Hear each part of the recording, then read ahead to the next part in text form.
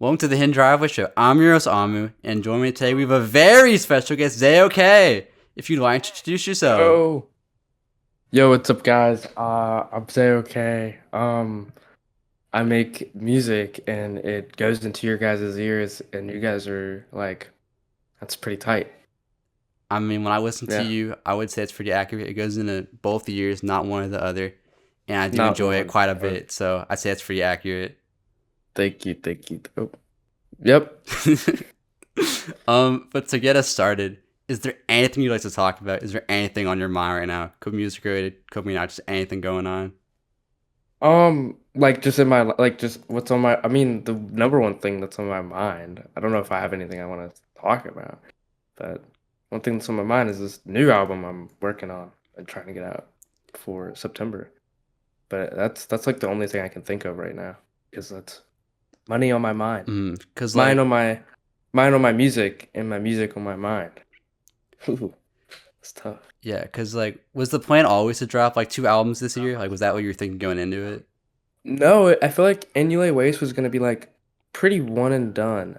But then in February, I kind of like I did this one song and it sounded so different than from any other thing I'd like tackled. And I was like, this like has got to be its own thing. I want to keep doing songs like this. Mm-hmm. So in February it was like new album, 2 albums this year. Fuck it, let's do it. Cause like, when did you start working on the one that's? It's not even technically out yet. Like, you can listen to it, but it's not like fully released. It's Like, when not did you out like start? on streaming. And I started working on that. The first track that was done was circa 2014, and that was done in like June, July. No, I'm actually kind of lying. The first track that was done was Lights Camera. And then after that, it was circa 2014. That was done last summer. So, like, literally, like, a year ago from Mm-hmm. today. So, yeah. So, all those songs are pretty old. And I don't really, like, I like that. I like those songs. But, like, I feel like with this new project I'm working on, everything is, like, much more recent and much more tied to me, like, emotionally. And, like, Mm-hmm. I guess I just have a lot more love for that. Like that. What's also more like current. So that makes sense. Also, just in terms of like Yeah, where you are yeah, right yeah. now. Yeah, exactly. That's exactly how I feel.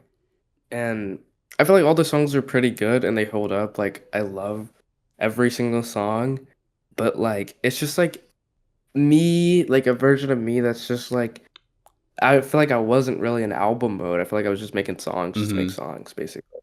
So it's like but this time I'm really in album mode. It's like it's been really fun, I think. Really, really fun.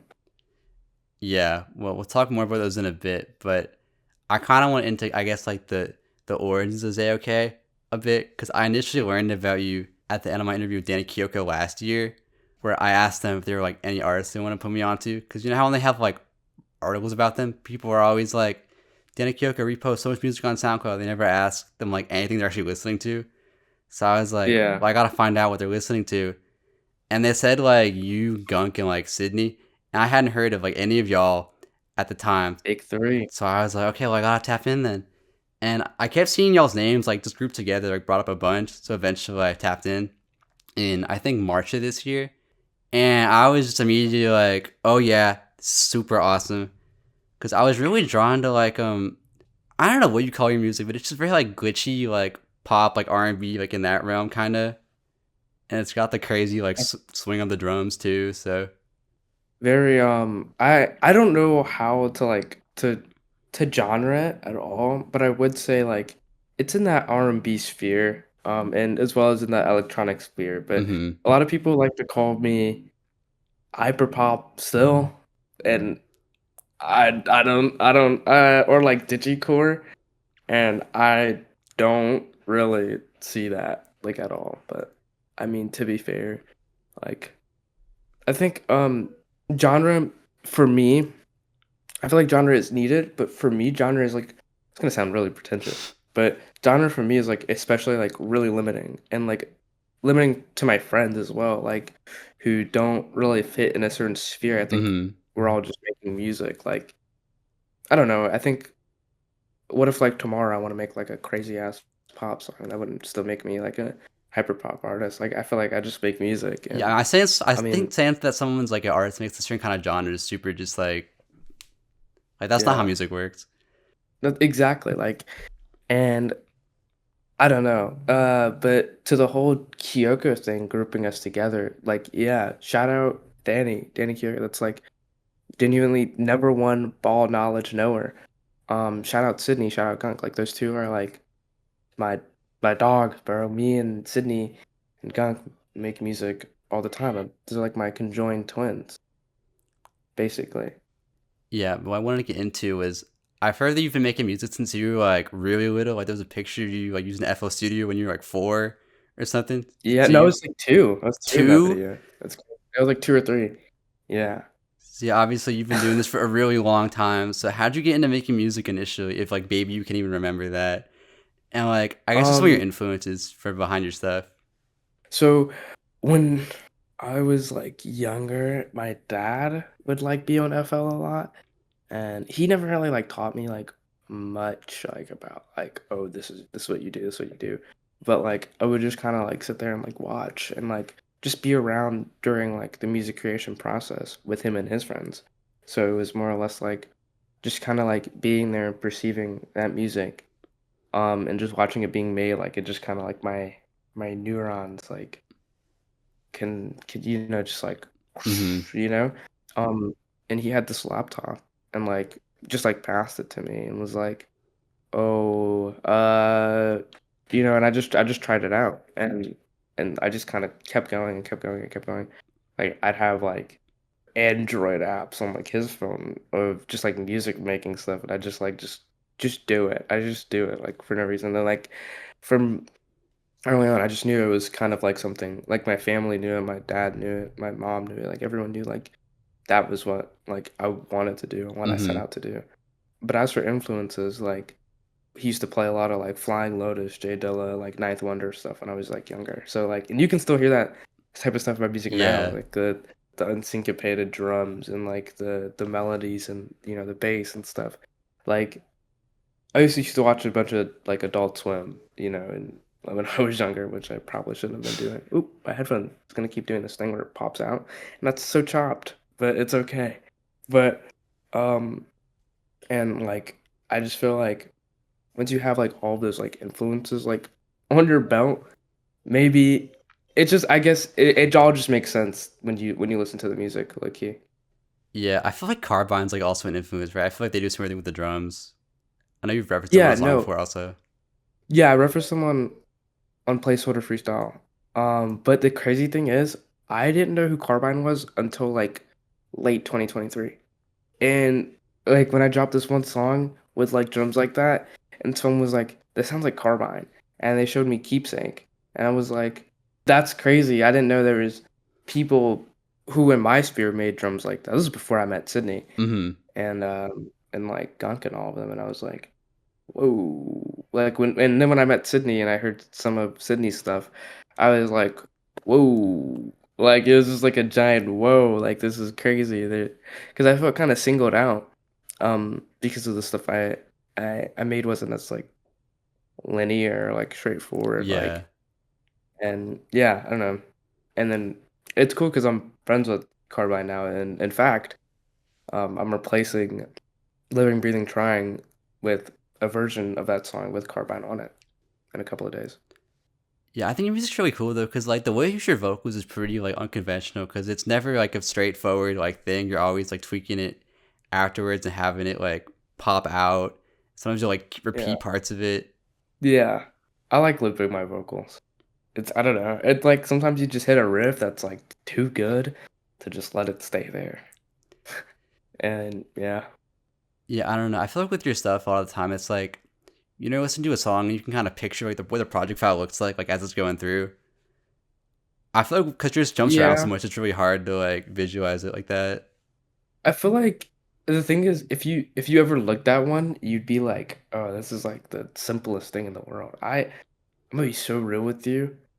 I my project files are low key so dense and like not fun to look at all. Like I usually my friend Crimson like called me out on this when I used to like make music like in front of them and stuff. Be like, you put all your stuff in one pattern? What? Like, I'm like, yeah, because I don't split any of my channels, so Mm-hmm. like it just all like is like condensed. I do split my channels now sometimes. Sometimes I do, Sometimes. sometimes I don't. But yeah, so it just makes everything look so dumb and not fun to look at all. Like all of my friends have cool project files. Like they all look cool. Like Ellen's has like cool looking project files. Mine just look like I don't know how to use FL. Just I mean, that's sucks. what works for you though. So like, Yeah. Yeah, so be it, I guess. yeah. And then in terms of Ooh. like, I guess like the electronic influence you said earlier, like, what are those artists like feed into that? You think? Ooh. Okay. When I was younger, my favorite album was Jack U. Was Jack U's album. I was really big on that Skrillex vibe, the Diplo vibe, Skrillex and Diplo like vibe. I was really big into Aphex Twin's Window Licker for some reason. I was really into I feel like Flying Lotus still counts as like an electronic Mm-hmm. artist. And Hudson Mohawk. Hudson Mohawk too. It's really big into Hudson Mohawk. And like Rusty. And like all this crazy like Warp Records signed like it's just crazy music, like forward thinking, boundary pushing music that I still don't think we've surpassed as like a human race. And like yeah. So that was like all I was inspired by. That's all I could listen to. And my dad thought it was a little strange that I was like just so EDM head. Like there used to be I don't know if you know like on cable where they'd have like the music channels like that only played like one genre. Oh yeah, yeah, Like yeah, yeah.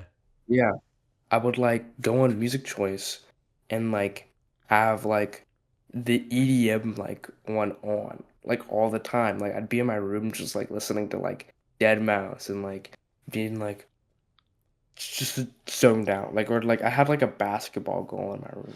So I just like throw the basketball goal. Like I just like throw around like with the basketball and just like listen to like Skrillex and Dead Mouse and like all that stuff. It's pretty fun. Yeah, were you ever on Scratch at all? Because they had so much like dubstep like on there. That was like the main music that would be played on there. Scratch, like the coding website? Yeah. Oh, no, not until like later in life. When I was like in the third grade, I was pretty into it. But other than that, the only thing I can remember from there is when I would go on there to like listen to other songs in class. Mm-hmm. Yeah. And yeah, I would, yeah, it's crazy. I used to listen to Brockhampton in class like that. That On was pretty fun. Scratch. Yeah, on Scratch. I don't know why they were on there, why they had like a fan base on Scratch, but hey, bro, it's good for me. But that was like a thing though. Like people would make projects where it'd be like 10 songs and like try to like put people on like random stuff like through that. Yeah, that's how I know. Like, I know Clara was on there. I remember hearing like listening to Clara and like the entire album, and the entire Flower Boy album was on there. I remember, and I used to like go on there and listen to Igor and stuff. It was crazy. It's so fried. No, I think now they crack down on it more because I think they use like AI to like listen through like what the song's saying.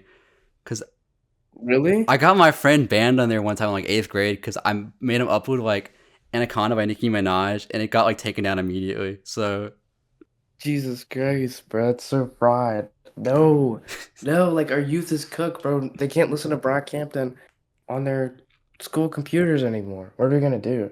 no, they got like FNAF banned in there too because it was too scary. See, that's fried, bro. Like, I'm not gonna lie, shut down Scratch, bro. There's no use for it anymore. No use. No FNAF, no Brockhampton. And Exactly. like, Cooked. would you say that like Boards of Canada is an influence for you at all either? Yes. Oh, I don't even know how I didn't think of that. Yes. Oh my gosh. Love boards again. The shirt, man. It's like, yes, I really like I have like a well, I already bring up Apex and I have Apex on shirt back there. Yeah, Boards Again was crazy inspo. I guess on the ambient side, I wish I could make ambient music. My sorry if that's a ramble, but I really want to pick up some equipment, like just actual, like crazy, like boards and like just go ham, you know? But I don't have the money or the time for any of that. Or with But like a patcher or something? yeah, I just want to like, I want to sit around my room. I want to get like a bunch of equipment, but like that's so far out. I have to move out. and do that probably. Mm-hmm. So I can't wait to move out because that is like the first thing I'll be doing. If I make a bunch of bread, if I make a bunch of bread off of music, that is the first thing I'm doing. I'm buying equipment and I'm learning. Would you want one of those like massive like Moog synths for it's like the whole wall? That takes people like Square Pusher. That took that guy is like sick in the head because I don't know why he does that to himself. Or like Architure. I don't know if I pronounced that right. I think Architure. so. The two German guys. I don't know how they do that to themselves. Like they just sit there and they're like just unplugging stuff from the wall and plugging it back in, and they remember where it goes too. Like that's so much like coordination. My brain just I probably just get like one of those like I'd probably just fuck with pedals. Ooh, that sounds actually kind of goaded. I want a pedal. I want a pedal. I want pedals. I want to mess with pedals all day. That sounds actually so fun.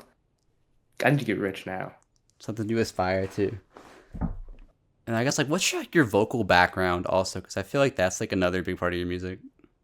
I never took any singing lessons or learned how to sing. Or like any of the singing stuff. I used to sing in my room to myself, like I think in the second or third grade, I sung Steven Universe's "Here Comes a Thought" to my whole class. I would write down songs in my notebook, like Steven Universe songs or like cartoon songs in my notebook. I had Jay Dilla's "Nothing Like This" written down in that notebook as well, like the lyrics to that song. And it was kind of embarrassing. I had like a friend of mine do Fortnite dances behind me while I sung those songs, and it's embarrassing now. But it's crazy because like later that year in elementary school, I signed up for like choir for a chorus, like for some reason. Because I never really did chorus or anything music related in Mm-hmm. school. I still don't. But I signed up then that year, and they rejected me. And she said that I was too. She said I wasn't. She said I was like my behavior issues were fucked, and I was like, I'm low So key yeah, like chill into the though. class. No, like to get into like the young singers thing. Like I couldn't sing. Like I couldn't do choir with them.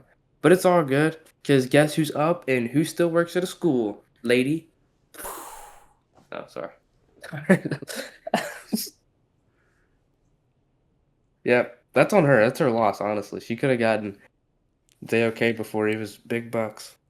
But teach their own. Yeah, because like I guess are there like people you think of when you're trying to like work on vocals then? Who like vocals I was inspired by? Yeah. Maybe the weekends, actually. Yeah, actually, like, cause my mom was like blasting a bunch of Trilogy, and I was like, this guy's voice is awesome, and that's like the only vocalist I like really fucked with, like that at the time. But now I actually have like favorite vocalists and stuff. So yeah, but those are I guess that only goes from when I'm younger.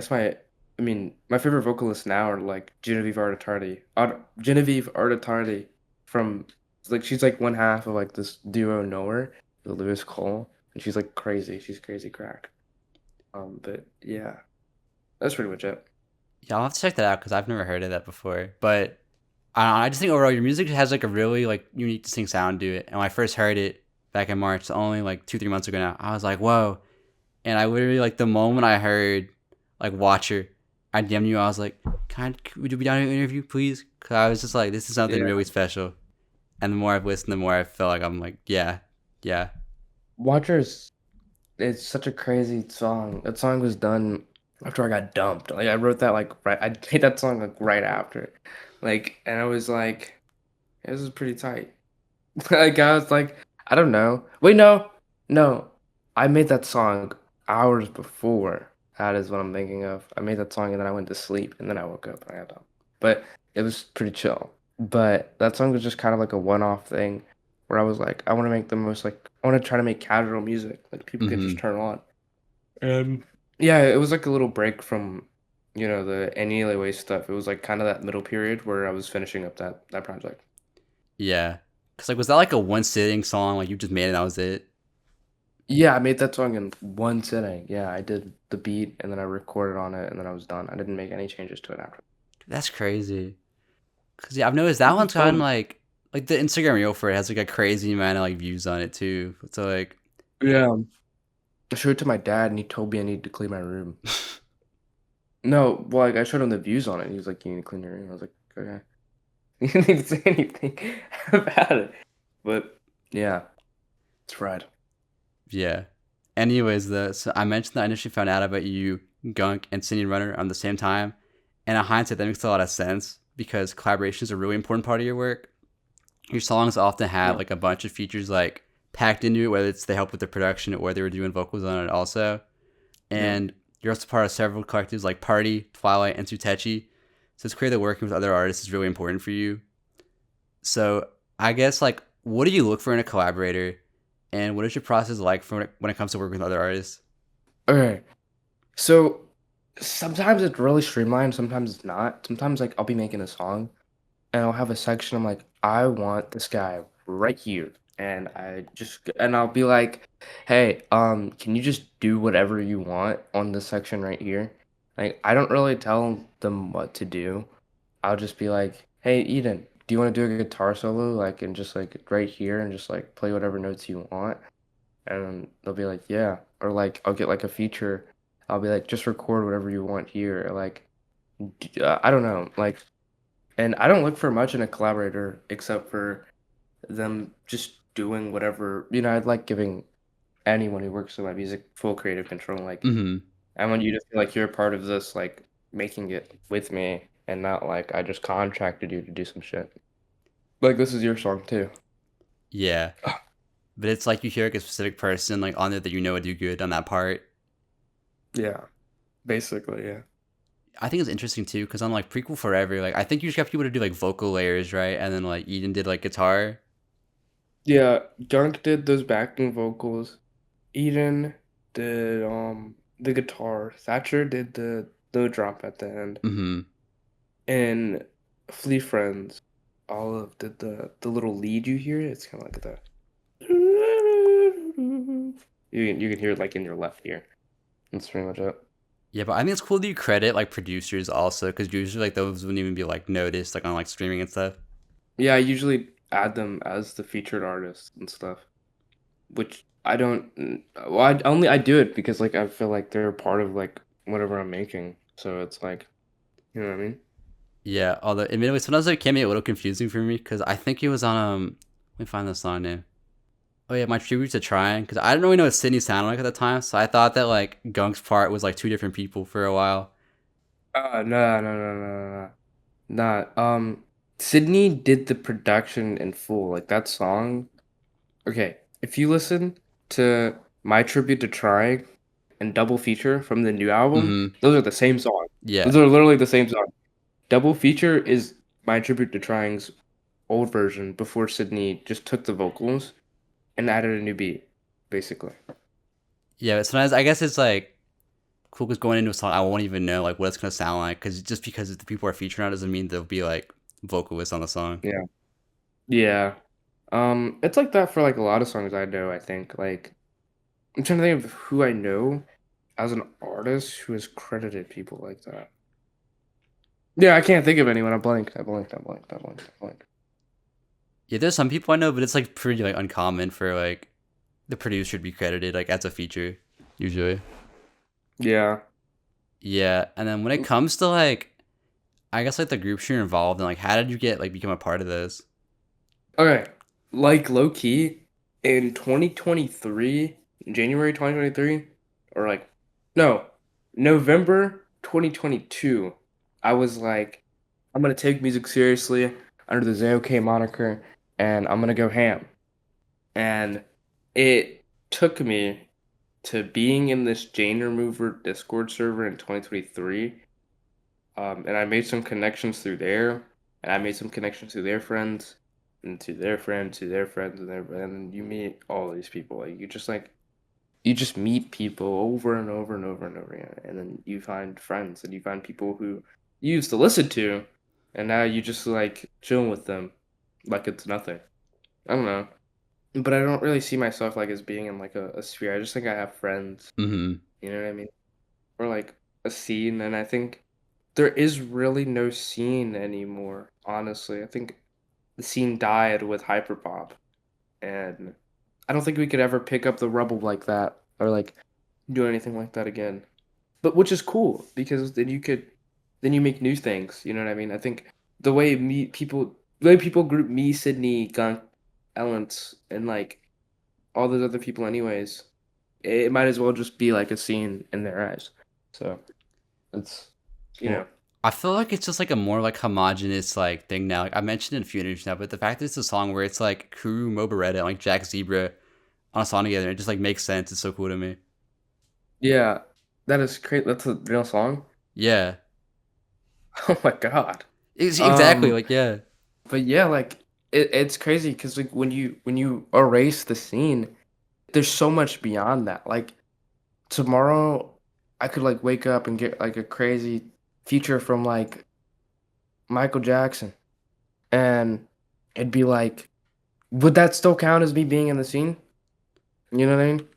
I mean like, well, I feel like there's a point where it's like too far. I feel like Jane Remover is no longer like really part of it. She's like ascended it, but she's working with like Danny Brown Yeah. now and stuff. But Yeah. And that's the thing. Like, I think people really want there to be a scene again, and Jane Remover is not a part. Like, Jane is not a part of that anymore. Like, none of us are really like.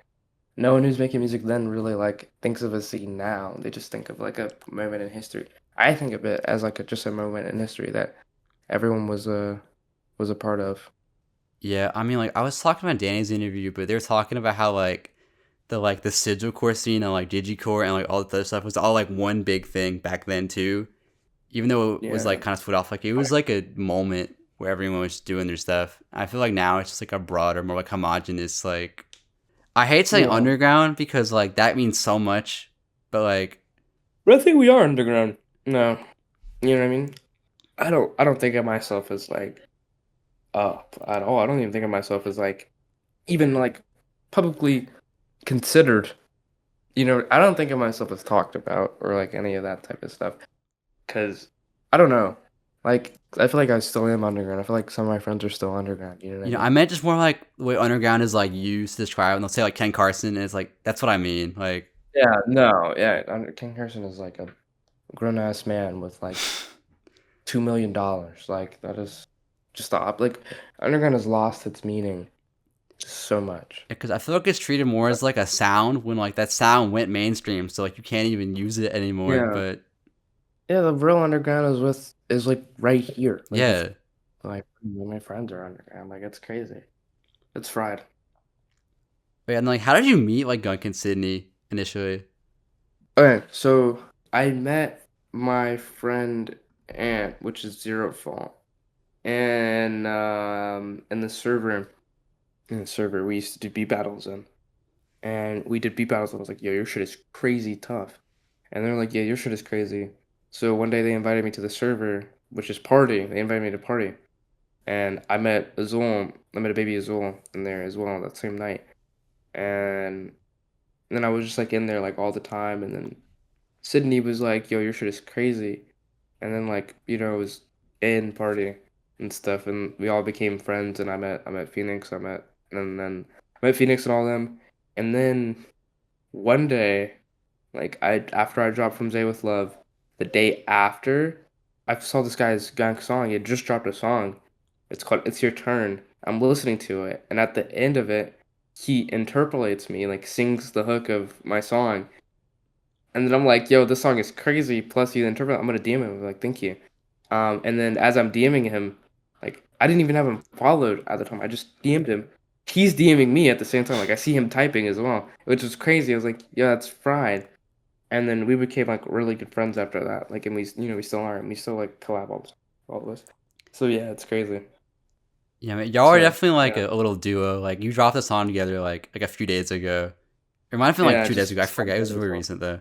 But We're supposed to be doing a tape, but it keeps falling. We have one song done for it, mm-hmm. and that's pretty much it's been like that for like a year. But maybe the tape might come out if me and Gunk try harder. Maybe. I think you should because that'd be pretty awesome. Um. Yeah. Oh yeah, I'm gonna say this earlier, but I think it's cool how you like to reuse a lot of like your music. Like into other things. Also, like I feel like parts of your earlier work will come back and morph into something new. Yeah. I mean, that's pretty much what's happening now with like this and elsewhere project, where it's like I'm just taking everything and I'm like,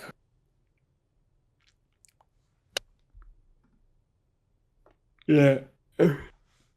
Sorry. I feel like it's my most my ultimate sound. Like I Mm-hmm. feel like it all builds up to like this right here.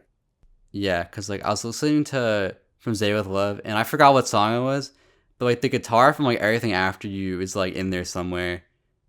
I'm Is pretty sure, or like it sounded really similar if it wasn't. But like I get that. I there's can see. that, and then you used "My Tribute to Trying" in our last ballad, like on your new album, and like the Yeah, yeah, which is so far. Thank you for catching that. and also like the second being a fuck Ryan Demila is like the placeholder freestyle beat. Also, Yeah, that's fried. That's so fried.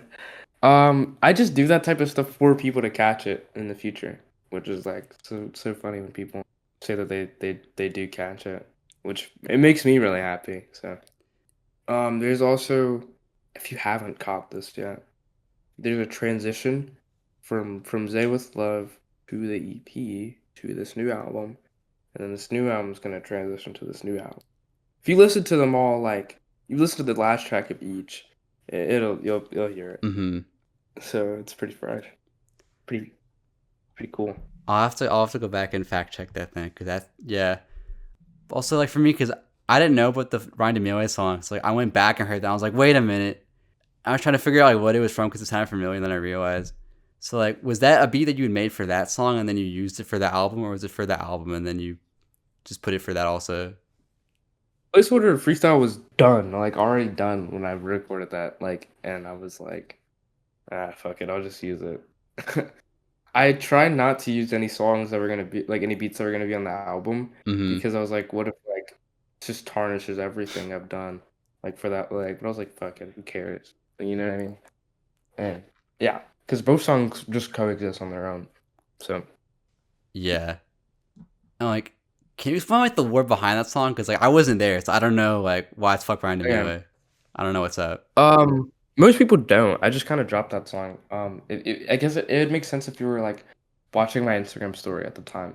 So one night I get a notification from Hi Sierra, like their name is like Sierra. Yeah, their name is like Hi Sierra. And they make crazy ass music. Go check them out. But they DM me and they send me this link of this guy who does like a almost one by one remake of the All Eyes on Me promo video with the song. And I thought it was some guy who was like being like, "Oh, hey Zay, I just did your thing," but I wasn't tagged in it, so I was confused. So I reposted. I'm like, "Hey, thank you so much for making this," because I thought he was a fan. Mm-hmm. But then he blocks me. And he like shuts down his whole account like right after. And then it becomes apparent to me because I get an Apple Music link that says "All Eyes on Me" / self-inflicted, and I'm like, this guy just stole my music. And then I get on my computer. I go through the rest of his discography. It is the entirety of From Zay with Love as one album. He has the entirety of the EP. He has random songs from my old account on there, and he's just going through it. And I'm talking to my friends about it. Don't condone this action at all. But we did track him down. I'll tell you that. Mm-hmm. Ryan Dumile, horrible man, and I almost spoke with your mother on the phone. I'll tell you that. And he kind of put himself in the situation because if you search up his name, he had I think it was his you know his grandma's name. He had a BandLab account attached to his grandmother's name, and if you find his grand, you the Facebook, then you find you know what I mean. It's Yeah. horrible. It's a horrible man, and he should perish. And he stole Eden's music. He stole my friend NCS music. He stole the Yamamaya stuff, and it's horrible, horrible guy. And it sucks because he was trying to like he set down his Discord account too, but once I figured out like who he was, like I was like this guy's face looks so familiar. I realized he was a guy who I used to know, like a guy who I met personally, like that I wasn't friends with, but like Mm-hmm. he thought we were like pretty much good friends. But and he was like asking me for beats. He was like, "Yeah, bro, I got you a number one on my stuff, and and this and that." And he was like an actual fan, so I didn't think of anything by it. Like I almost sold him a beat, so that he could have probably just passed off as like his own. Like he was Mm-hmm. selling my opens to his friends as things that were his, and they thought all of his friends thought that he was making these songs, and he was still stealing my music recently. He was stealing like my beat tapes and stuff from my old account, which were so stupid. Like I don't know. He doesn't. People don't learn, man. It's so stupid. But I think he's done doing that now. But if he does it again. I'm not gonna do anything. I'm just gonna Should I give him the death like stare? whatever. Yeah, I'm gonna find him and then I'm gonna be like, "Arr!" Just kidding. I don't partake in violence. I don't even know what there's the game for doing that because it's like he wasn't trying to steal your identity because it was multiple people. So it's like obviously you can't be all those people at once. So I don't know what the Yeah. plan was there. I don't know like what he thought he was doing. It doesn't help that like all of his actual music that he had released was like pretty dog shit. So like it doesn't even really matter. Like I would steal my music too if I was like fucking doo doo at music. So And then you get your own personal diss track. yeah. I actually do. It's like that's like the only diss track I'll ever do. Like, what a horrible guy. Like, I really don't like him. Okay, well that's enough of him. I want to move on from that because towards the start of this year, you put out your All Eyes on Me EP, which is my first introduction to your work. And while Washer was the song that initially drew me into the project, one that I found myself coming back to a lot is the outro track Beloved, which just feels super warm and cozy. And what's how that song makes me feel, I'm sure you also have a lot of things that you hold very near and dear to your heart, such as movies, music, maybe people too, who knows. So what are some things that are beloved to you? Love me some movies. All right, I'm not gonna hold you. Movies are like a giant, big part of this new album. It's all everything that I really am inspired by is really going in onto this album. Like, Mm-hmm. and elsewhere is about the things that I hold beloved to me, and all that stuff. And Beloved, that song for me personally, that song is about a little some, you know what I mean? Like it's like girls, man. I don't know I don't know what to say.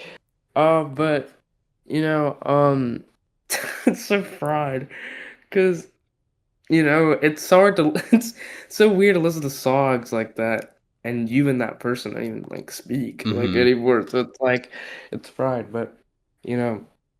It's just like you make songs about people, and it's a moment in time. You gotta let it be a moment in time. Yeah. As for music, I wrote a lot of music there, of course. TV shows, love TV shows. They mean so much to me, and I love sampling them. I guess all this stuff is gonna make sense, like in the future more than it really does now. You know what I mean? It just has to. Because if it doesn't, then my vision was not seen and you need to re-listen to the album. When is this gonna come out? Like 2 weeks from now. Okay, so yeah, so I can't say this. Wait, no, so I can't say this. So the album isn't even out yet. So when it does come out, then you guys have to then you don't get no whatever. It doesn't even matter. Doesn't even matter. Okay, okay. Doesn't matter. It doesn't matter. Yeah, so like maybe like if you had to give like a top five like movies or something, like what would you say? Climax by Gaspar Noé, Dancer in the Dark by Lars von Trier, Birdman, forgot the director's name, Funny Games by Michael Haneke, Fifth is Francis Ha by Greta Gerwig. Those are my top five movies. Okay, because I need to watch more movies in general, so I'll put those on a list. Because like Yeah, I don't know that many movies. I need to work on that. So I got the official these are ZAYOK'S top five that I can look back on now. official, official, official. Although like I'm so bad that they're like on my college orientation, like I have this guy I met like gave me some recommendations. I have it on like a notes app on my phone. I think I watched one of them. I still haven't gotten the rest of it. It's been like 2 years, so I gotta get on that. I used to be really bad like that with albums. Like I used to have like a list full of albums in my phone that I would listen to, and I only got around to like two of them. But I guess what helps is initiative. Like you just have to take the initiative. I tried to watch Sinners last night, but I fell asleep. But I was still proud of myself when I woke up because I took that initiative to watch it. Mm-hmm. So it's all good. I'm looking for the album list that I put on my phone back in 2021. But I still want to look at it.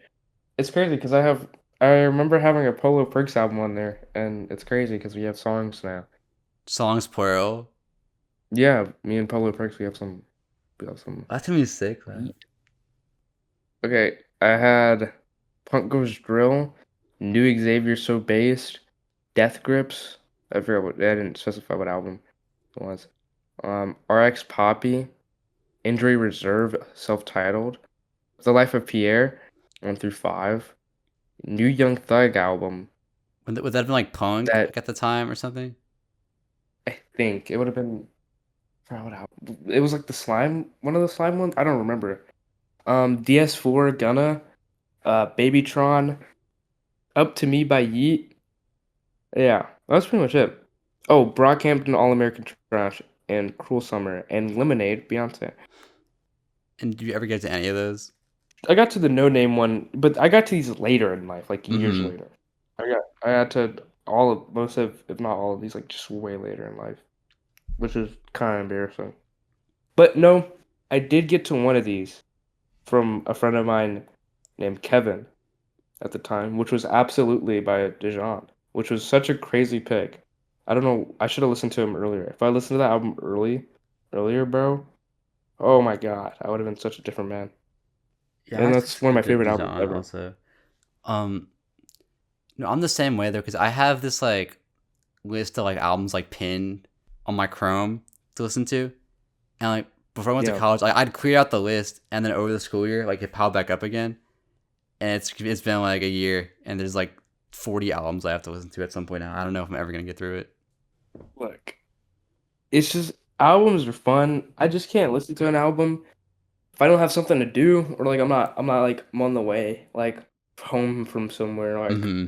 and now I'm on summer break so like I gotta really like lock in and listen to the album like but I last night I listened to that new Ethel Cain song and I'm like this might be the only album I listen to in full. Wait, no, it's not even dropping this song. It's dropping in August, so I'm gonna be alright. So I'll just listen to it at school. But that's a good song. You should peep Ethel Cain. She's awesome. She's like actually You crazy. know, someone I had on here before like is like friends with her friend. They were telling me that like apparently the album is just like Preacher's Daughter like B sides or something. Yeah, yeah, yeah, it is. She apparently she wrote them like right after Preacher's Daughter. Yeah. So it's fire. What a good album. Preacher's Daughter is awesome. Mm-hmm. Preacher's Daughter reminds me a lot of Census Designated for some reason. I mean that makes It's sense a though. good I both feel of like they're them. both like Americana esque, like big like. Yeah. I just wish that like okay, this is my hot take. Preacher's Daughter, I wish that album was mixed like Census Designated is mixed. And that would be like my favorite album in the world if it was mixed like that. So like more like distortion on it. Yeah, I wish there was so much more distortion on that album.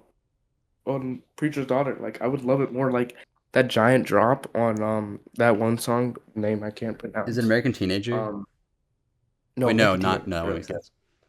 It's the one with the one with the screaming. Ptolemaea. You know what I'm talking about? The one where It's been a minute, but like I think I know. yeah. But you know, it's really good. I really did like American Teenager is really good. Hard Times is awesome. I just remember like when the album came out. It's like I loved American Teenager. I think it was like House in Nebraska. I liked a lot. I think it's one like right after it. Hmm. And the rest of the album, like it was good, but those two songs were the ones that I was like really going back to. I think like Perverts Yeah, more. Perverse is crazy, bro. That is I think that's like I listened to that second it came out. I listened to it like on my way to school. Like, I was like, ooh. That's an evil I start was to your like, day. yeah, it was like 7 in the morning. It's like no, it's like 5. No, it's like 6 a.m. I'm like on the bus to school. with like it's like drone in my ear, and I went to the it's like one of the rare times I've gone to like the auditorium like in the morning. So I got there like really early before school started. So I'd just be in there and I'd just like be in the but I wanted to go to like a more secluded place. So I just put my head down and I finished the album. So that was pretty fun. It was kind of scary though, because I just had like my head, like my eyes closed. That's all I could like, hear. If that makes any sense. Yeah. No, hearing Amber Waves for the first time though was like, dude, Yeah, like, how do no. you make music My like that? favorite, my favorite has to be Facilitator. Yeah, that I one's think really good too. yeah, it's that song and that or Chia. Yeah, that or Chia is my favorite. Oh, when it gets like The really way that full at the song, end. yeah, that song is crazy. Yeah. And for me, it's just my favorite albums in general, because I know, didn't you say like Venturing, like Ghost Holding, it's like one of your favorite albums ever, even though it just came out? Yeah, that no, that album is crazy. That album is like insane. Um, those songs are so like I don't know how she did it. Like those songs are like some of my favorite shit. Like ever. I don't know how like those hooks are so awesome. And like the instrument, I want to make like an album like kind of like that where I kind of like I just I don't want to I just want to play around with instruments. Mm-hmm. That's basically it, to be honest. Yeah, because like, can you play guitar? Is that something you know how to do? I am a fraud. That guitar back there, oh, I hate it. I actually hate looking at it. It makes me sick. I hate it. I hate the guitar. Every time I learn how to play, I get upset and I just put it Mm-hmm. down. I'm gonna learn the piano. That's what I want. That's what I'm gonna do. Hell yeah. Oh, I thought you already did know piano just because of how, like, I hear the misconception because I was asking Wizard Pam the same thing during his interview. Like, he doesn't know how to play either. He just puts it all in Yeah, FL. Pim. Yeah, me too. I Pim is awesome. I love Pim. Shout out Pim. That's my dog. All of our songs that the song that he raps on, Prod Me, got taken down off of Spotify and SoundCloud. Only I have it, which is sad.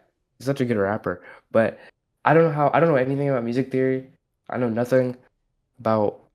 The only thing I know is time signatures, and that's it. I don't know how to play. I don't know any chords. I don't know anything. I just kind of put it down. No, I'm a similar way because, like, I can play piano.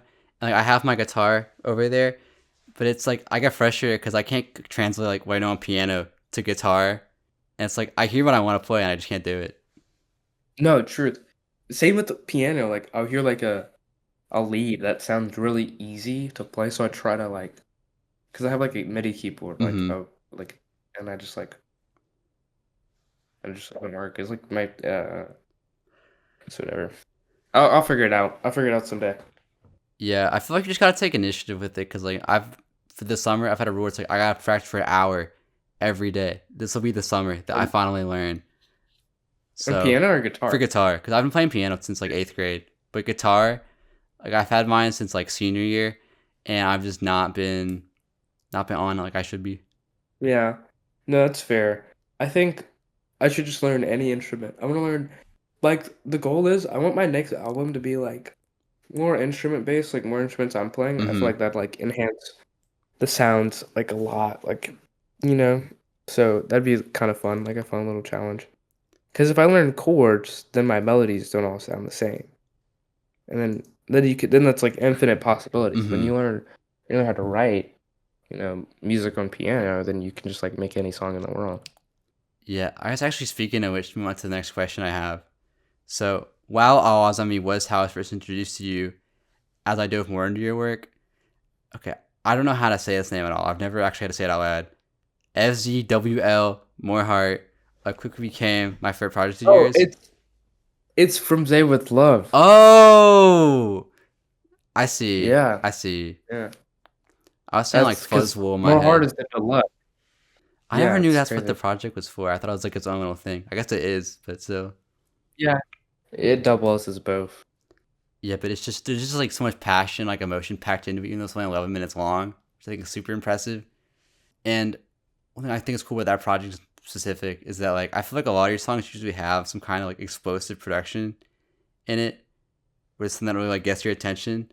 But then my Yeah. tribute to Tryin, which I now know is produced by Sydney, so it makes more sense, I guess. But the whole thing is just very mellow. There's not like a big moment in that song, which is pretty rare Yeah. for you. So you're trying something a little different, right? And given Yeah. that song's title, what are things you'd like to try that you haven't yet, just in general? Okay. Yeah, that relates to the piano thing. I want to perform live. I've had opportunities to, but they've all fell through. I want to make a movie. I want to make like a media. I want to make like actual like visual media, Mm-hmm. like that people can watch and cry or laugh to. I don't know. I want to like live in a house where I'm just surrounded by like music and friends. You know what I mean? I want just to dial it. No pun intended. But you know what I mean? Mm-hmm. But So I like want your to own like Team 10 house, basically. yeah, bro, like let's get yeah, let's I want we can bring Team 10 back, but it's just me and my friends. Let's do that. Yeah, that'd be hard. That's fair. No, that's a great comparison. And we just go ham. I want to just go out there with my music. I want to make more things. I want to make a bunch of albums and then you know what I mean? Mm-hmm. I want this album to do good. I want to, you know what I mean? Like it's just things that anyone would really want, to be honest with you. Yeah. Do you think like when the album comes out, like are you just kind of gonna like speak for itself, or are you gonna like try to do anything to like help promote it at all? Okay. Me and my friends have been trying to like come up with a pretty straightforward campaign for it. I don't know if I should let it speak for itself or not. Does that make any sense? Like, Mm-hmm. I feel like it can, and it probably will. But the thing is, like, it's such an album where it's like so like vulnerable. Like it just feels kind of hard to promote, and we're just all trying to figure out how to get that done. But we know everything that's gonna be after that. We know like, physicals and stuff are gonna happen and all this other things. But like I'm just kind of blanking on how to promote it. Yeah, I hope it can just speak for itself though, because if that's an option to let an album just speak for itself, then I would ultimately choose that. But I don't know. Because I want it to propel itself. I want that album to propel itself, but Mm-hmm. because I don't want it to just sit on like my discography forever and just be like a footnote. Like, because I feel like that project is the most me any project has ever been. I don't write like that in any of my songs. Like all my songs are kind of like one and done, like little experiences that relate to me for sure, but like don't really relate to me. This album and elsewhere has like so many songs that are just like painstakingly like written, like actually written. I've been documenting myself, like working on every single track. Mm-hmm. It's been crazy. It's been a crazy roller coaster of working on this album, and I want the music to show for it. So, I mean, I guess I'll still figure out how to promote it and stuff. It'd just be kind of hard. Yeah, I mean, like, I feel like there's still ways now for albums to kind of speak for themselves. Like, I feel like Frailty did that, where people just kind of found out about it over time, and James didn't really do Yeah. anything to like promote it. So yeah, or like Pear and all, like that was a very natural like come up. I feel like. Yeah, I mean, it's all about luck. It's just gonna depend if it resonates. I don't know if I should do any singles for it though. I should actually probably send it to you. Do you have that link? To the I don't think so. No. Here, I'll slide it. And you'll probably recognize that intro actually for it. You know what? You'll get like if you save it, you'll get the updates to it as you Mm-hmm. can. I have like 3 tracks left to finish, which is daunting, but it's basically done, almost done. I'd have to check it out after this. Yeah, but like, I feel like as long as you can get like a little movement around the album, like when it's coming out, and people just do like word of mouth style, like I feel like you can definitely get something to happen with it. No, for sure. Like I just need to lock in basically, and get this done before, because I'm trying to finish it within 2 weeks, Mm-hmm. which is extremely possible. Like actually, like above more than possible. So. I'll just be doing that all week, and that's what I've been doing all week. That is scary. Sorry, this is wired in my computer. That was leaning. Oh, I think it's supposed to be that. Never mind. Sorry. You're good. But yeah. Yeah. Um, And then like any non-music related stuff that you just like want to try that you haven't yet. pickles, almond milk, more fruit, skydiving, riding an airplane, getting a job, and graduating high school. Well, I don't think you're gonna try to graduate. I think you will graduate. Oh, true. No, that is true. See, that's motivation. That's motivation right there. There you go. Yeah. I also try pickles. Not worth it. I hate pickles so much. They're so awful. Yeah. I don't like the smell of my pickles. I mean, I want to try like a whole pickle, like a whole giant pickle. Like whenever they put pickles on my burgers, I get really sad, or like mayonnaise, or like, But like, it so you, makes me but angry like, too. if you don't like micro roasting pickles, why would you want a whole pickle? Like, that's just more Cause evil. like just to put myself up to it, you know what I mean? Just like challenge myself. If I can get through a whole pickle, I can get through anything. That's true. It'd be just beautiful. It'd be beautiful enough. Also, Just, I'm with you in the see, skydiving. Also, even though I'm terrified of heights, like I want to go skydiving like really bad for some reason. you know, I'm scared of planes. I'm scared of driving. Oh my God. I'm like, no, okay. I need to get my permit soon. Like I did my test last year and I passed, but I need to go back and retake it because I took too long. Mm-hmm. But that is scary. That is daunting. But like I low key need to learn how to drive. But it sucks. Cause how am I supposed to be doing music and I don't know how to drive? It's cooked. When you get a scooter, That is true. I should. Nah, yeah, scooter. No, scooter is the move. An electric scooter. scooter with a helmet, Yeah. With the helmet. with the No one can helmet, fuck with me. No. So I need a Segway. Yeah, I need a Segway. I need to get on a Segway. or you can get a one wheel. Truth. See? See, this is genius. This is more genius. Fuck cars. This is what we're doing now. Like if you think about it, you get like four one wheels. That's basically one car. Basically one car. See? And then you put you put your arms here, your legs there, your legs there. And you're good. You're set. Well, you know, like Tears of the Kingdom, where they have like they put like the little stick in the middle. You should go like that. Like a game? That's I've a never played the That's a game. Zelda game. Maybe you didn't play that one, but No, I haven't. I've not played Tears of the Kingdom. I've played the first 20 minutes of Breath of the Wild, though, mm-hmm. which is pretty nice. Yeah. I think for transportation, like I'd love to learn how to skateboard, but I'm so accident prone that like I don't think I have it in me. No, true. That's why I'm scared about cars. Like I have crazy fucking what's the word I'm looking for? Like head. My head is like worried. Like I'd be like, what if you? I don't know.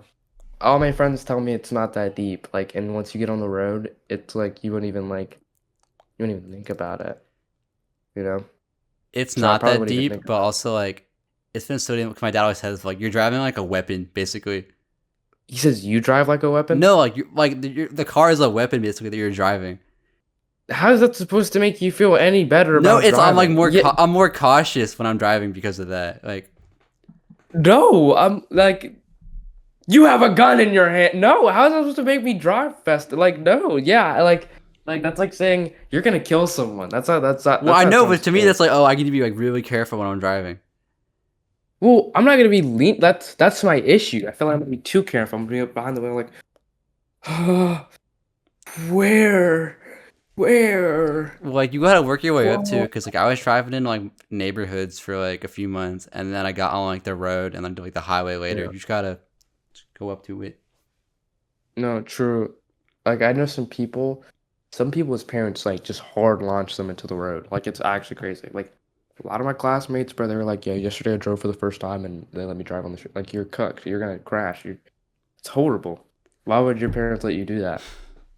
Plus, like I was even at a driving school, so they had like the pedal like on the passenger seat, so they can just like stop me from doing anything stupid. Yeah, they have those? Yeah, Oh, Joe, that's actually kind of hard. Yeah, I gotta take driver's ed this year, I think. I didn't sign up for it though. All my classmates did, and I was kind of late, but whatever. I'll do it next year. I'll do it next semester.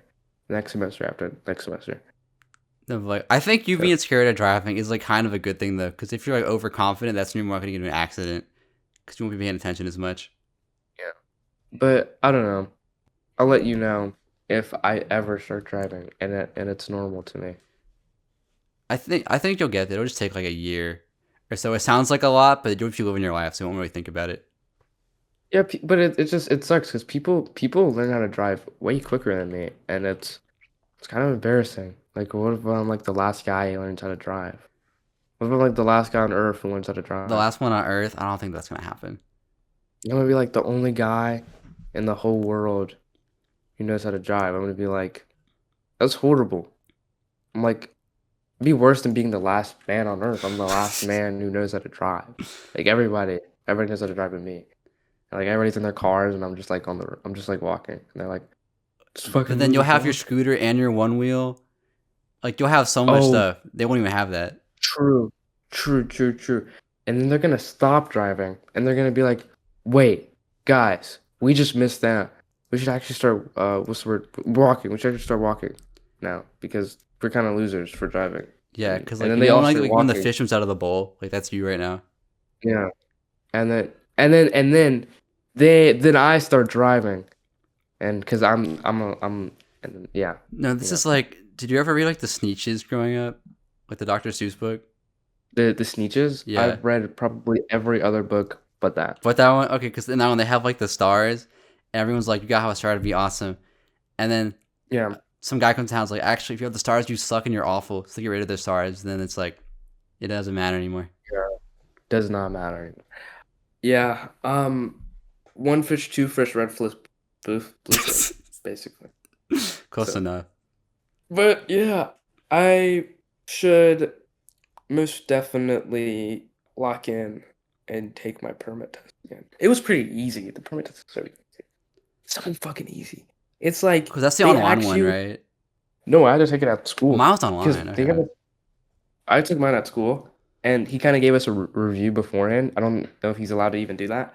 I paid $40 to get my permit to take the test, so now I got to pay like 20 to go back in. I think I get in for free though. I don't know, but it is the easiest thing in the world. They ask you, they're like, if you see a red light, what do you do? Stop! Like it's just like I don't like it's like stupid. Like they ask you the most easiest questions in the world. I don't know, because mine It's was it just like was they like that, but then it'd be like, "What sign is this?" And I would have never seen it before.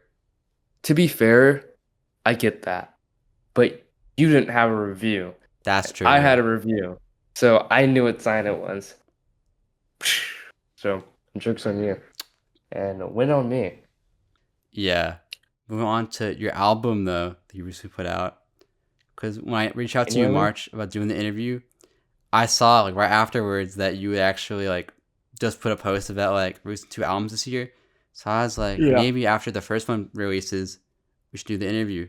And you're like, yeah. And but you offered to send it to me early because Yeah, you like I really thought. wanted people to hear the album because you were like post on Instagram like, does anyone want to hear the album? Yeah, I don't like that because I'm okay. Like low key, I Emulate Ways is the one I'm trying to just throw on the ground. I just want that one out. You know what I mean? Mm-hmm. I'm like it just like has to just be out. Yeah, and then you can put I it on just want Bandcamp that like one out. almost a month before the actual like album comes out. Yeah. So you clearly just Yeah, wanted people to hear exactly. it. Yeah. So So, oh, Jinx!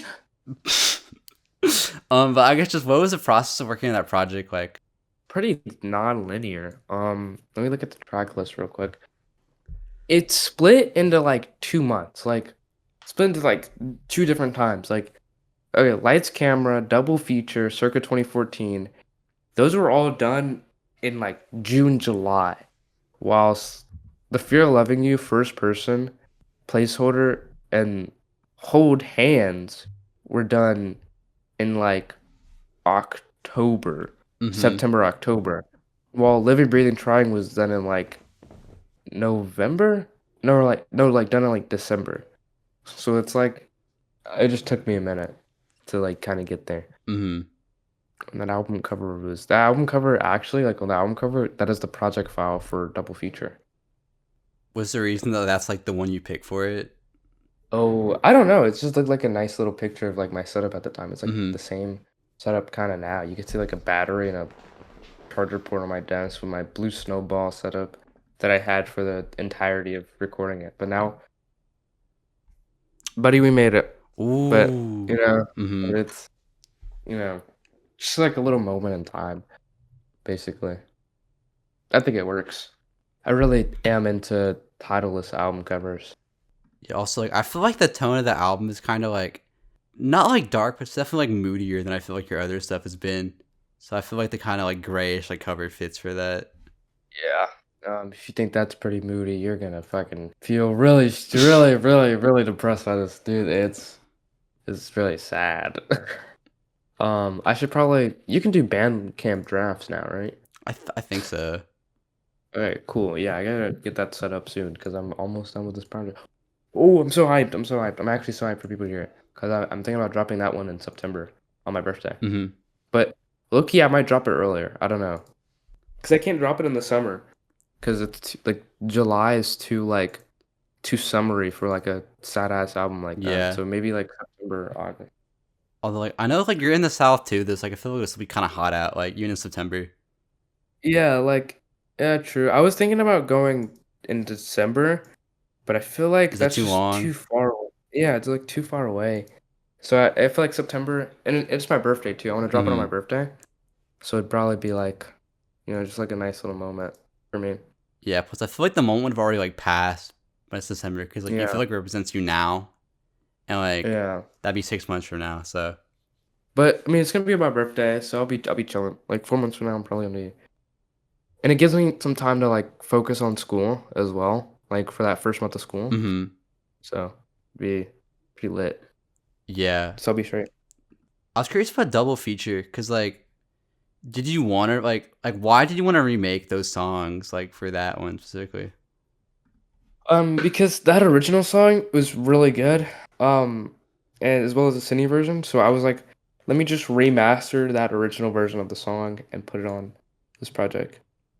Yeah, because you fused that one and like my last ballad like into it. So Oh, yeah. Okay, that was like a last second decision. I was like, well, it was kind of like it was me and Eden and Fleet Friends in a call, and we were working on it. And that second part, I just like we kind of like I kind of heard it in my head. I was like, I was like, dude, it'd be so crazy if I just like put that in there. It'd be like actually so fried.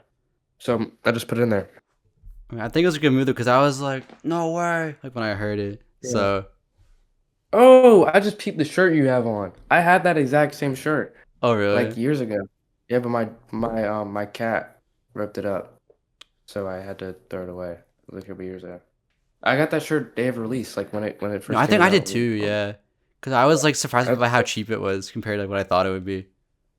exactly. And it took 2 months to get to my house though. It was really sad. Yeah, that's crazy. But for our last ballot, it was just kind of like a spontaneous decision that really does, which works for Hmm. me, I think. It works in the song. Yeah. You said this project was more of like just kind of like a compilation, like stuff you've been making at the time, right? Yeah, yeah, truth. Yeah. I think it feels like a now it feels like a compilation. I just feel like I was kind of putting some shit down. I was also really interested about like circa 2014 interlude because like you don't sound like that like ever on your songs. Yeah, exactly. That's the crazy like okay, Circa 2014 Interlude is genuinely a demo.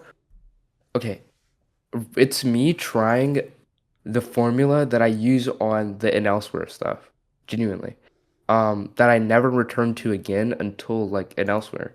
So it's like it's a genuine different formula than like that I was using on all my songs. So it just sounds like 2014 Interlude could genuinely be on and elsewhere. Mm-hmm. And yeah. Yeah, because like it felt like They almost like Earl's sweatshirt esque like, in a way. That was like something that reminded me of a little bit. yeah. Bro, I am so hyped for you guys to hear this. There's like a whole microphone sample on it. Just get ready. Mm-hmm. Yeah, I thought that song was really cool. Mm. Also, the outro song, just to how like expansive it is. Because again, like I feel like you kind of just let the moment breathe, right? The whole song. 8 minutes of me like in my room, just like, yeah. That was a crazy song to work on. If I'm being real. Sorry about the yawning. I don't know why I'm not even tired, but it's such a crazy song to like work on per se, because it's like, I guess that's like me using the writing technique that I use now as well, Mm-hmm. but just a well, just a little less. But Like, what's the you get what I'm trying to technique say. for it? Yeah. I don't know. I'm just like more. I don't say a lot on my songs. I used to not say a lot. And just kind of like be like just say things that like were just general and vague. But now I'm just like just saying what it is that how I feel like exactly without fear of like being like I'm just trying to lose my fear of being vulnerable basically. Mm-hmm. That's really So, good though, because that was always a struggle I had for a long time. Because I was like, I don't want people to hear like what I'm saying. yeah. But now I do, and it feels really good. Like that feeling feels like actually like really really good. I mean, plus it like connects with people way more when you're being more honest. So Exactly. Like people just genuinely want to fuck with you more and like listen to you more when you make music that can connect in them. But yeah, yeah. Um, the first taste of that project that we got was the single we released with Gunk called "The Fear of Losing You" / Two Sinker, and I feel that's a yeah, pretty apt title because while the song is really pretty and catchy, there's a kind of like haunting energy like that surrounds it. I feel like it's a little yeah. dark, but it's Uh, also really pretty. I mean that's like the vibe. That's like the vibe. Mm-hmm. You can't have love without loss. You can't have loss without love, basically. And that's kind of awesome. We should be more people who make songs like that, where you're like, where you feel like you're about to die. That song is really fun to make. I love that song. And I love Gunk. Gunk is so talented, really talented. Mm-hmm. But given that song's title of the fear of loving you, uh, what were things that you were like afraid of as a kid? Ooh, big on the dark. I was really scared of the dark. If anybody knows what Smack DVD is, like the freaking battle rap guys, Mm-hmm. scared of that intro when I was younger, where it'd be like, "Bah," like it'd be scary. Um, I was scared of the intro on some Xbox 360 games. I don't remember which one it was, but I was really scared of it. I was scared of the PBS logo. With the PB like with like the kid in it. No, the other one, the one with the guy. Like it kind of looks like a guy. Yeah, I was scared of this. Oh Um, yeah. yeah, I was scared of like there's this Adult Swim show called The Heart She Holler, and I used to be scared of like there's like a commercial for it when I was younger of her like screaming at the camera, and it was like so horrifying. And like it was like actually the story. I gotta find it on Google because once you see it, it's like you'll get what I'm saying. I was like 4 years old. I woke up in the middle of the night, and that had just came on Adult Swim, and it was like, hold on. And the thing is, there's like a freaking it's lost. It's like actually like lost media now. The version that I saw Too is scary. lost media. Yeah, no, it's like actually crazy. Like the only footage of what I saw was this. It's this. Even just the thumbnail. Oh my god. This just played on That was an TV in the middle of ad. the night. Yeah, Why? That's I awful. don't know. I was gonna bring up like because I know It's, like it's Mr. Pickles was like on Adult Swim also. Do you know what that show is? I actually like Mr. Pickles Because for I know you some don't fuck reason. with Like I pickles, so I thought maybe. oh yeah, well fuck that dog then. Fuck that stupid ass dog, bro. Fuck that dog. Nah, but I did kind of like Mr. Pickles there. I kind of just a little bit. Just a little bit. I remember the art style being really ugly and gross, so I didn't like it. I mean a lot of things were ugly and gross on Adult Swim, like what I just showed you. Mm-hmm. That's still like, would that make you want to watch the show? Like if you, I don't know. I mean, if you watch the show, it makes sense to be honest. Mm-hmm. Like it's what's crazy is now it's like one of my favorite shows, which is really funny. It's by this guy named Burnham. He did Have you ever seen Xavier Renegade? No, I haven't. But like it's by that same guy. He's like it's crazy. Mm-hmm. They're actually crazy. Yeah, I don't know if you ever heard like Geronimo Stilton growing up, but I had this audiobook of like one of the books, and that scared me like really bad. The Geronimo Stilton audiobook. How? Bro, the music was just like so spooky, and I couldn't listen to it at night because of it. Interesting. It was one where he was in like a haunted house. So I guess it makes more sense when I say that part. but still, it was like they were going a little bit too hard on the music for that. Oh, was it like when he was like in the caves, would they play like ooh? Yeah, it was stuff like that.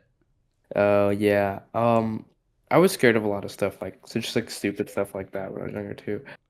Like I don't know, I was really into logos growing up. Like I was like really into like just like looking at old commercials and like old like TV stuff like when I was Hmm. younger. So a lot of the things I would look at would scare like old logos were like kind of like the idea of them freaked me out. I don't know why. Like old things and like lost media would freak me out a Hmm. lot. Now I'm a grown man. Now I'm big. Now I'm big and strong. And you have no Things fears don't scare whatsoever besides driving. me. Fears. Besides driving, that is scary. That was the scariest thing in the world. Whoever came up with driving, hey. Other than that, it's pretty chill. Yeah. All right, moving on. Well, while those might be things that you're scared of, something I'm terrified of is losing at rock paper scissors. And I actually lost to Lexi Cat when I played against her in the last interview. So I really need to reclaim my honor because I'm currently on a 2-person losing streak. So I was wondering if you'd like to play rock paper scissors. That's 2 out of 3. Of course. Wait, through here? Through here, yeah. We have to close your eyes though because there's Okay. like a delay with the camera. Okay. All right. Are you Yeah, ready? I'm ready. I'm so ready. All right. Rock, paper, scissors, shoot. Ooh, Okay. That's out of three? that's out of 3. All right. Okay. One more. Rock, paper, scissors, shoot. All right. Okay. Rock, paper, scissors, shoot. Ooh. No shot. Okay. Rock, paper, scissors, shoot. No. No way. No We're way. locked in. Okay. All right. Rock, Are you going? paper, scissors, shoot.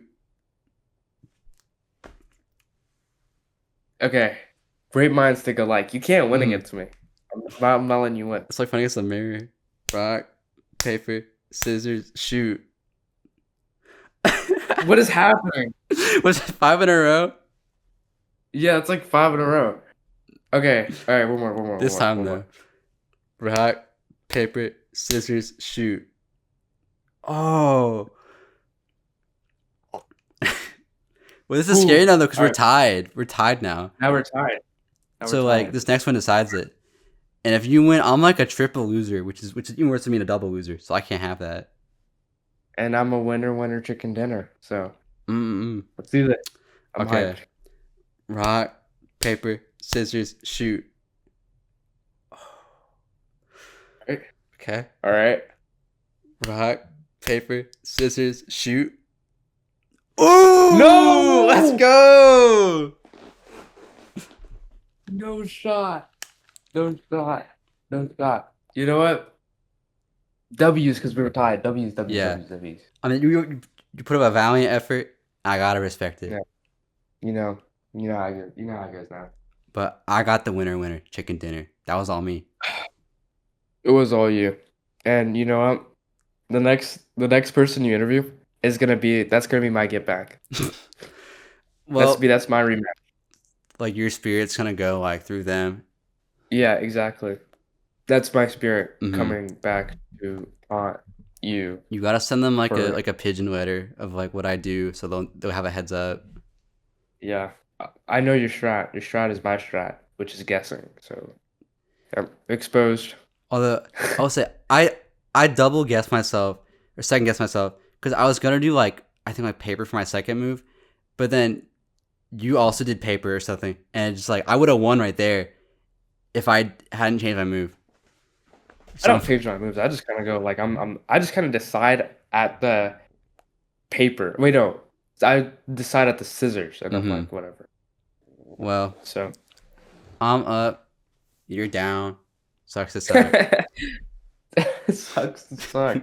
Don't worry, bro. The next person, that's my win too. That's my win too. If they win, that's my Mhm. win too. Well, they won't win because I'm super awesome. Saying it now, it won't happen. People get one win now. They think they're the goat. Trust. I'll say my record's been I won't 4 in win. a row. Dude, the last time I had 4 in a row, the Really? Pem stopped me. I was so mad. Oh, that's actually crazy. See, That was also me. That was me Mm-hmm. though. Pin's win was also my win. So I'll let him know that. Yeah, and anyways, moving on. So before your most recent project, you would release your debut back in 2023 called From Zay with Love, which I've also Yeah. really enjoyed over the past couple of months. And one of my favorite songs off of it would have to be Disappointment plus Everything Else You're Scared Of due to how pretty but heavy its instrumental sounds, which is Yeah. something I've noticed is a pretty consistent part of your work. And while that album that did not disappoint, I'm sure there's a lot of things over the years that haven't lived up to your expectations, whether it was maybe an album you're looking forward to, a game you couldn't wait to play, or maybe it's something that you've done where you're like, I wish I didn't do that. Why did I do it like that? So what are some things that you've been disappointed by? Every time I install like a game on my computer and I'm just like I'm bored.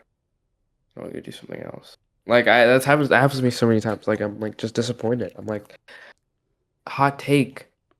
I feel that way with like that new season of The Bear. I was like really hyped for it. Like watching it, I'm like sucks. You know? Mm-hmm. That was pretty boo boo. What movie am I thinking of that I thought was gonna be really good, but no, I don't think I've ever watched a bad movie. Like, huh? Maybe this. Maybe this. I bought this like 2 years ago. I wish there were more games for it. I'm disappointed that there's not more games for this, and that makes me so sad because I kind of like it. It's kind of fun. If there's more games that were up to par Mm-hmm. and fun. I would like it, but I don't. And I gotta replace my batteries for it. But still. Um, what else disappoints me? I think that's pretty much it. I don't have many like frank disappointments with maybe an album. I could say an album. I think I do know an album that didn't fall up to my beliefs as I thought it would. Radiohead in Rainbow's Disc 2 is like not good. I also I don't really like Viewfinder 1 by Sam Gillitree. There's some songs off of the Brat remix album that aren't really that good. That disappointed me. Like you think you see like freaking Bon Iver on the song. You think it's gonna be hard, but it's not. It's not good at all. Um, every The Streets album after A Grand Don't Come for Free is garbage. You think it's gonna be good, but it's garbage. It's horrible. And that's pretty much it. Every other album I like. So, I have to go back to oh, the streets. and I remember not liking that one album that's really popular by them, but that was also in 2020, so I gotta revisit. original Prime Material? Yeah, Well, but that was I gotta also go. me 5 years ago, so like I don't know what I was talking about back then. I'm gonna have to check it out again. You 5 years ago is evil. Is evil. You're evil. You're an evil person 5 years ago. You should have. That was horrible. Because it was such a good album. Original Prime Material saved my life. That's such a good project. So fried. I was just stupid 5 years ago though, because I remember I used to hate Burial like for some reason. Like I didn't like Wow. Untrue like at all, and for years my friend Carter would like talk about how I didn't like Untrue, and I re-listened once. I was like, wait, this is so good. Why did I not like this? Untrue is like brilliant. I love Untrue. That's crazy. But that was like the album that I'd say like I didn't like. If I would say I didn't like an album, I would always say Yeah. Untrue. It's so stupid now. Well, now you know that freaking Untrue's the. Wait. Now you know that. My opinion on it Bur was untrue. Yeah, and now you know that you should have buried old your opinion. Yeah. Mic drop. Yeah, I don't know if you But know yeah. who Khalil Blue is, but that's been my most recent disappointment. Because me 5 years ago loved his album Dog. I was like, how's he going to follow this up? And he used to follow up, like, I think 2 years ago. That was also really good. So I was like, never mind, he's got this. And then he dropped a new album, like, last week. And it was boring. I was like, dude, what happened? Wait, who? Khalil Blue? Khalil Blue.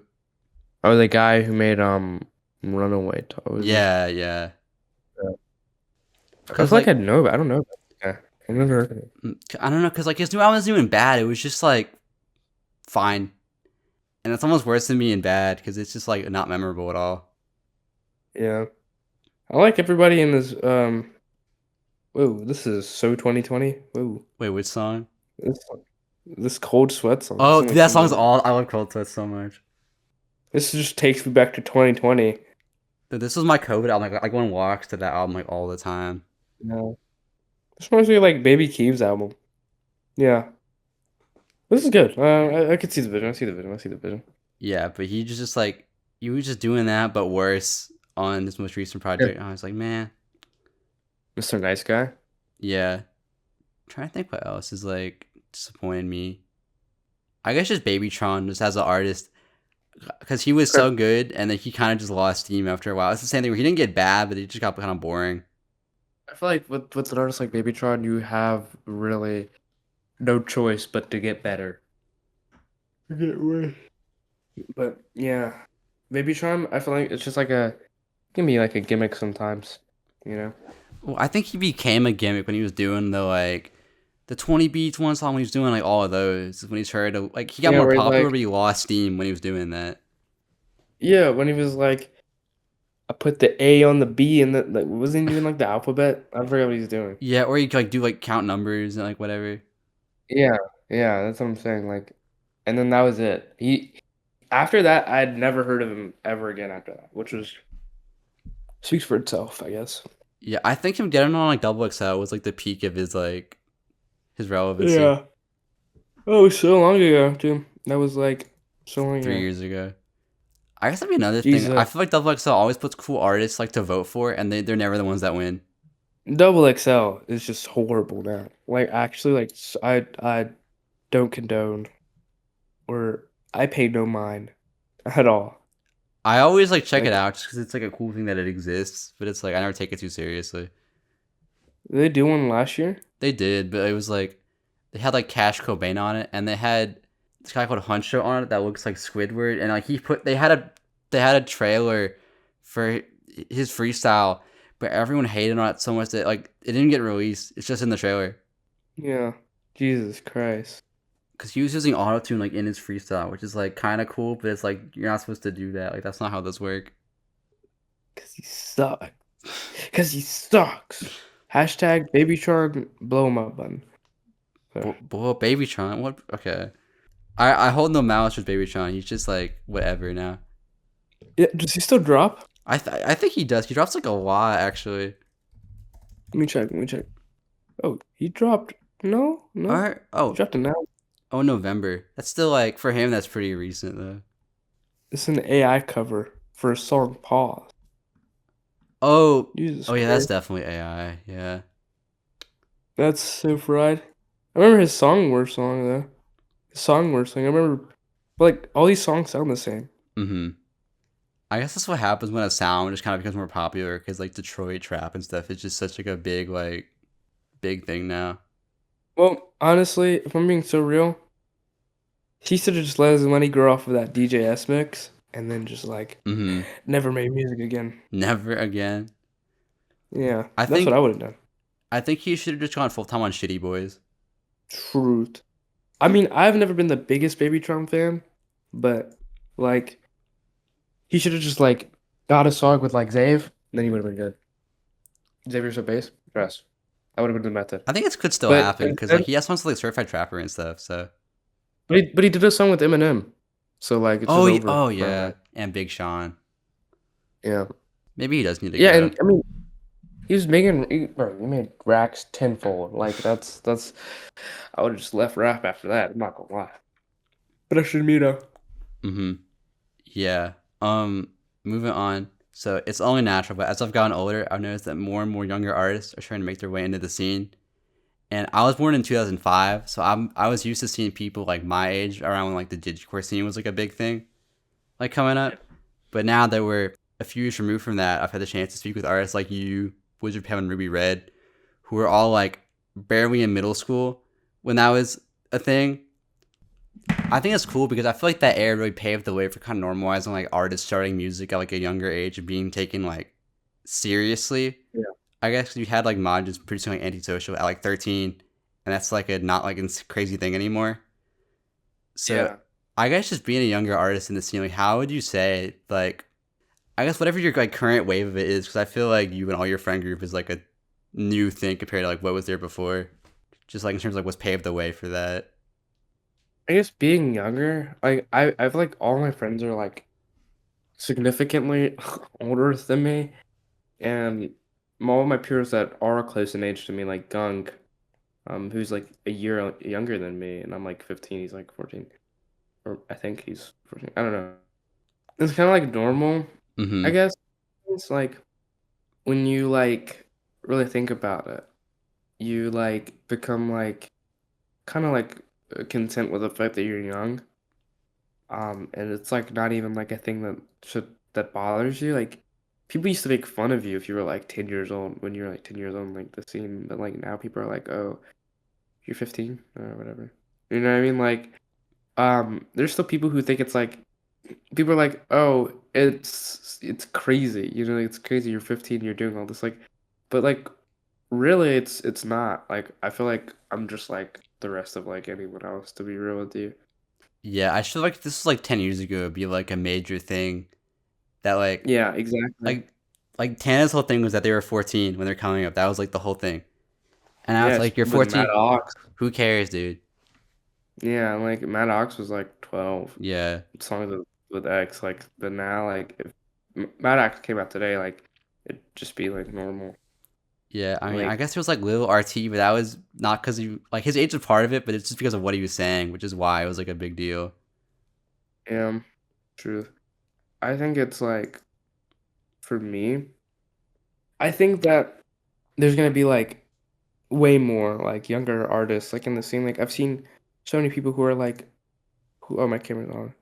I've seen so many people who are like genuinely like so young and like younger than me. Like I know this like 12-year-old like pause. I know this young ass guy. He's like and he's kind of cracked. He's kind of cracked his music. Like there's so much youth that like the younger people who've been younger to most people are inspiring the younger people and just like how I was inspired by people who were like 15 like and that's what we need. We need more younger people who don't feel discouraged by their age to get into music and to dig into film and to do whatever it is they want and have a passion for it and or especially, good at. Yeah, You know what I'm trying to say. It's just like I think it's also cool that y'all have like, cause like the stuff that I was growing up with, y'all all have to fall back on its influences now, cause it was kind of like already there, like to discover. It wasn't like just coming yeah, out. Also, no truth. It's just like it's a big deal and it's like it's good marketing. I'm not gonna lie. Like to the average guy, like in the scene, like no one cares.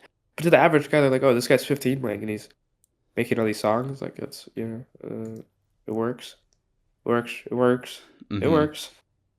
Yeah, it's just like, cause like I was 15 when like Teen Week came out, so it's just crazy because like, you're 15 now and you have like that's been out for like 4 years, like for else been out for like 4 years, and you're able to reference like stuff like that. Yeah, but when Team Week came out, I did not listen to it. I only listened to Team Week like a year or two ago, Mm-hmm. 3 years ago. Um, and like what I was listening to more was like still like Flying Lotus and stuff when I was like 11, 10, 12. Like it, you know what I mean? Like Mm-hmm. you got to keep like I don't know.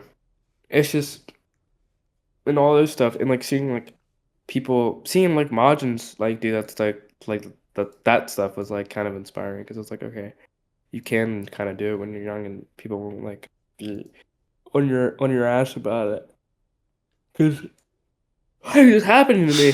There's so many people back then that were like just OD like on you for just being young in general. So like it just was never like fun. Like no one ever wanted to do it because it was like you know what I mean? Yeah, I think also because the show though, because like all the artists I mentioned, like even though they are like super young, are all some of like my favorite artists at the moment too. So it's just like I don't know. I feel like also because you have like more time to make stuff also because you're just in school. You don't have any other like responsibilities.